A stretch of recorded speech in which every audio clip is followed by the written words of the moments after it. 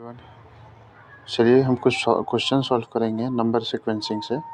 Reasoning का chapter है, संख्या श्रृंखला जिसको बोलते हैं। ठीक है, क्वेश्चन है 4, 11, 30, 67, 128। ठीक है, तो इसे दो टाइप से हम सॉल्व कर सकते हैं। पहले तो हमें पता करना होगा कि ये कैसे सॉल्व होगा। तो एक तो ट्री सिस्टम है जो मैं बता देता हूँ इस क्वेश्चन में। ठीक है, ट्री सिस्टम से कैसे सॉल्व करेंगे। तो 4, 11, 30, 67, 128 लिख लिया हमने। अब 4 और 11 के बीच कितना डिफरेंस है, 7 का डिफरेंस है। 11 और 30 के बीच में कितना का डिफरेंस है, तो 19 का डिफरेंस है। 30 और 67 में कितने का डिफरेंस है, तो 37 का डिफरेंस है। और 67 और 28 में कितने का डिफरेंस है, तो 128 माइनस 67, 91। ठीक है, ये इनके बीच का डिफरेंस हो गया। अब हम और इनके बीच का भी डिफरेंस निकालेंगे। तो 9 और 7 में कितने का डिफरेंस है, तो हम देखेंगे कि 12 का डिफरेंस है। ठीक है, 19 और 37 और 19 के बीच में कितने का डिफरेंस है, तो 37 माइनस 9, 18। ठीक है, 37 में और 91 में 37 के बीच कितने का डिफरेंस है, तो यहाँ पे 1, 37, 61, 37, 61, एक सेकेंड, यहाँ पे 61 होगा दोस्तों। सॉरी, तभी मेरा आंसर नहीं आ रहा था। ये 61 होगा क्योंकि 67 प्लस 61 ही 128 आएगा। ठीक है, तो चलो अब देखता हूँ कि इसमें और इसमें कितने का डिफरेंस है। 61 में से 37 सब्ट्रैक्ट कर देते हैं तो हमारा आ जाएगा 24। अब यहाँ पे देखो और डिफरेंस निकालो। 12 प्लस 6 कितना होगा, 18। 18 प्लस 6 24। तो 24 प्लस 6 करेंगे कितना हो जाएगा, 30 होगा। इस तरह से भी सॉल्व कर सकते हो। देखो काफ़ी इजी है बनाना, इसको मैं बता दे रहा हूँ आप लोग, मतलब आप थोड़ा सा कंसंट्रेट कर लोगे तो बहुत इजी वे में ये सॉल्व हो जाएगा। आप समझ गए होंगे कि पहले इनके डिफरेंस को निकाला, फिर इनके डिफरेंस को निकाला, फिर इनके भी डिफरेंस को निकाला। तो जब सेम आने लगा सभी में डिफरेंस, तो सेम आगे बढ़ाता गया मैं। तो 24 तक तो मैंने निकाला था, उसे और आगे बढ़ा दिया, 30 कर दिया। अब क्योंकि इसको ऐड करेंगे तो 61 आएगा। अब देख लो 7 + 4 1 11। ठीक है, 1 गया कैरी में, हाथ में, और यहाँ 3 2 5 1 6, तो 61 था। उसी तरह से इसको इसमें ऐड कर देंगे तो यहाँ हो जाएगा कितना, 91। ठीक है, उसी तरह से 91 को इसमें ऐड कर देंगे 128 से। ठीक है, तो कितना हो जाएगा, 9, 9 2 11 का 1, हाथ में बचा 1, 219। हमारा आंसर है 219। ठीक है, इस तरह से सॉल्व करना था, बहुत इजी वे में मैं आपको बता रहा हूँ। ठीक है, आगे बढ़ते हैं नेक्स्ट क्वेश्चन की ओर। तो नेक्स्ट जो हमारा क्वेश्चन है, ये 5, 13, 29, 61 और 125 दिया हुआ है क्वेश्चन में, और जो है हमें फाइंड करना है इसके बाद वाले डिजिट को। तो कैसे फाइंड करेंगे, तो चलिए देखते हैं। हम जो है यहाँ पे देखेंगे कि जितने भी सीरीज़ है, श्रृंखला है, प्रत्येक पद में उसके पूर्ववर्ती जो पद है को 2 से गुना किया गया है और 3 जोड़ दिया गया है। कैसे, तो देखो यहाँ पे जैसे मान लिया जाए कि पहला तो 5 है, तो हमने 5 ले लिया, गुना 2 कर दिया, प्लस 3 कर दिया, तो कितना आया, 5 गुने 10 प्लस 3 13 आ रहा है।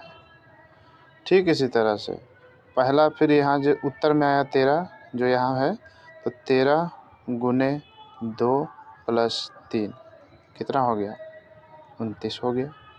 13 गुने 2 26 प्लस 3 29। ठीक है, आगे बढ़ते हैं इसी तरह से, यानी कि हम समझ गए कि इस तरह से सॉल्व किया गया है।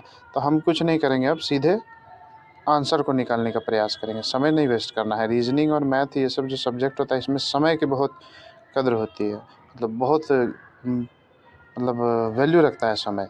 तो आपको झट से सॉल्व करना है आंसर। आपने देख लिया कि इस फॉर्म में जा रहा है, अब कुछ नहीं, आप लास्ट वाले में लगाओ सीधे और सॉल्व करो जल्दी से।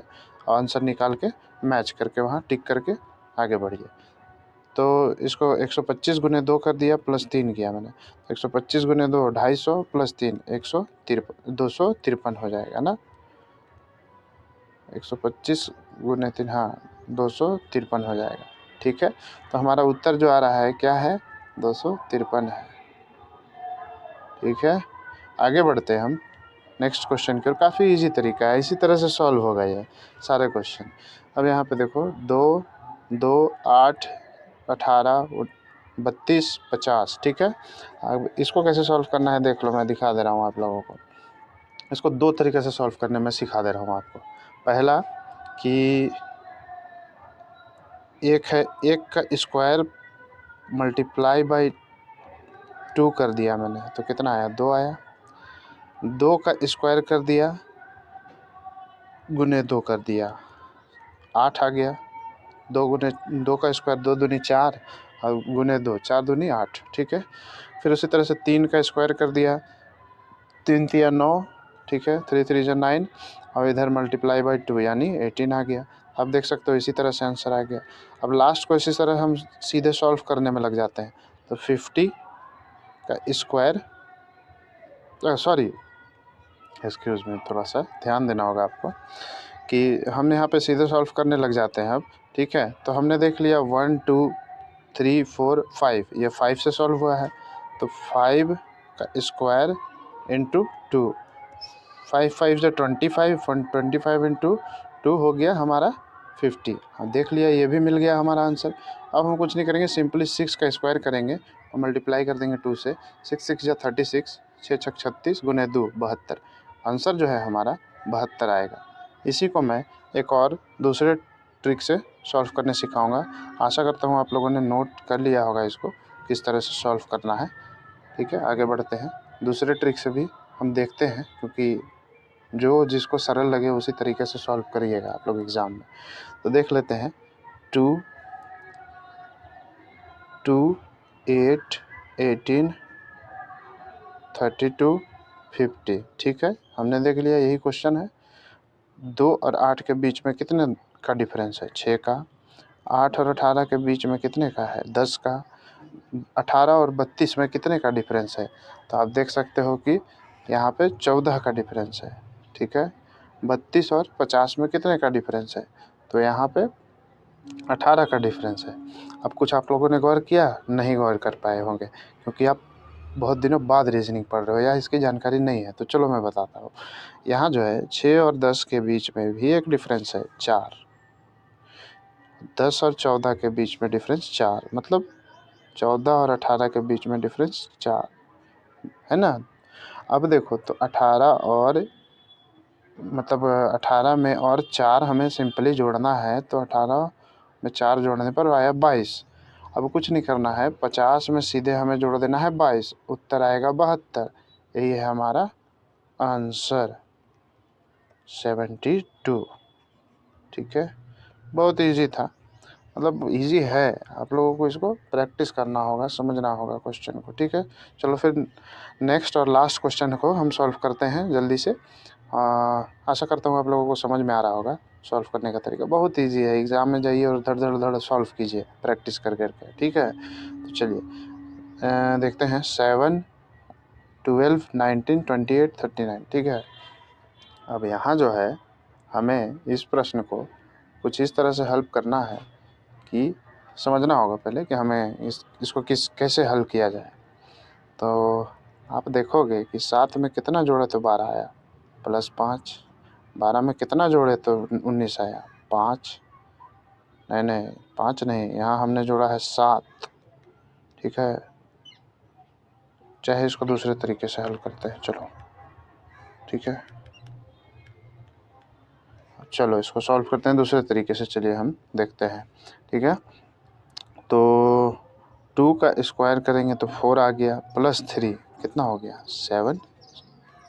ठीक है, 3 का स्क्वायर कर देंगे और प्लस 3 कर देंगे, 3 3 जा 9, 3 3 जा 9 प्लस 3 12 हो गया। उसी तरह से 4 का स्क्वायर कर दिया हमने तो और 3 कर दिया, 4 4 16 प्लस 3 19 आया। सेम उसी तरह से आंसर आ रहा है।